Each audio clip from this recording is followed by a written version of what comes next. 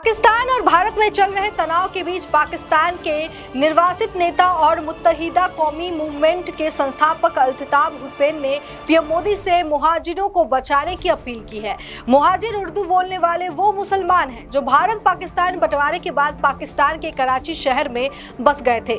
पाकिस्तान की सत्ता पर कभी इनकी मजबूत पकड़ हुआ करती थी, लेकिन अब दशकों से इनकी हालत खराब है और उन्हें भेदभाव और उत्पीड़न झेलना पड़ता है। अल्ताफ हुसैन ने लंदन के एक प्रोग्राम में पीएम मोदी से मुहाजिरों की रक्षा करने की अपील की। उन्होंने कहा कि पीएम मोदी ने बलोच लोगों के अधिकारों का समर्थन किया है, जो उचित कदम है, और उन्हें मुहाजिर समुदाय के लिए भी इसी तरह से समर्थन जताना चाहिए। मुत्तहिदा कौमी मूवमेंट के संस्थापक ने पाकिस्तानी सेना पर भी आरोप लगाया और कहा कि सैन्य कार्रवाई में अब तक 25,000 से ज्यादा मुहाजिरों की मौत हो गई है और हजारों गायब कर दिए गए हैं। उन्होंने पीएम मोदी से अपील की कि वो मुहाजिरों की आवाजों को अंतर्राष्ट्रीय मंच पर उठाए। बता दें कि पीएम मोदी से मुहाजिरों की आवाज उठाने की अपील करने वाले अल्ताफ हुसैन ने कुछ साल पहले पीएम मोदी से भारत में शरण देने की मांग की थी। नवंबर 2019 में हुसैन ने पीएम मोदी से भारत में राजनीतिक शरण की मांग की थी और कहा कि उन्हें भारत में शरण दी जाए ताकि वो भारत में दफनाए गए अपने पुरखों की कब्रों पर जा सके।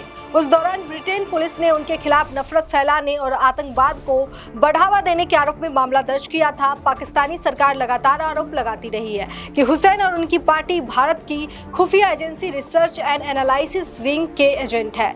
इसी के साथ आपको बता दें कि अल्ताफ हुसैन का जन्म 1953 में सिंध के कराची शहर में एक मध्य वर्गीय परिवार में हुआ था। उनका परिवार मूल रूप से उत्तर प्रदेश से था, जो देश के विभाजन के बाद पाकिस्तान चला गया था। उन्होंने कराची विश्वविद्यालय से फार्मेसी की पढ़ाई की, लेकिन उनका झुकाव शुरू से ही राजनीति की ओर था। पढ़ाई के दौरान ही उन्होंने महसूस किया कि पाकिस्तान में मुहाजिर समुदाय का प्रभाव धीरे धीरे कम होता जा रहा है। जहां एक समय मुहाजिर समुदाय कारोबार, सिविल सर्विस और सत्ता में प्रमुख भूमिका निभाता था, वहीं 1970 का दशक खत्म होते होते उनकी स्थिति कमजोर होने लगी। उनकी जगह पर स्थानीय सिंधी और पंजाबी समुदाय ने धीरे धीरे वर्चस्व बनाना शुरू कर दिया। एक समय ऐसा था जब कराची शहर में अल्ताफ हुसैन का नाम दहशत और दबदबे का पर्याय बन गया था।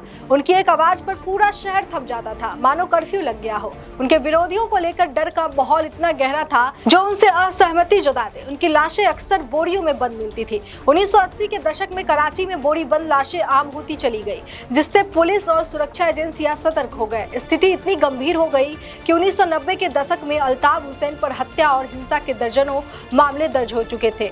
1992 में हालात इस कदर बिगड़े कि अल्ताफ हुसैन को पाकिस्तान छोड़ना पड़ा और उन्होंने ब्रिटेन में शरण ली। इससे पहले उन पर कई जानलेवा हमले भी हुए, जिनमें उन्होंने अपने भाई और भतीजे को खो दिया और खुद भी घायल हुए। तो इस खबर पे आपकी क्या राय है, कमेंट में हमें जरूर बताएं। बाकी देश और दुनिया की तमाम खबरों के लिए देखते रहिए लोकहित क्रांति न्यूज। नमस्कार।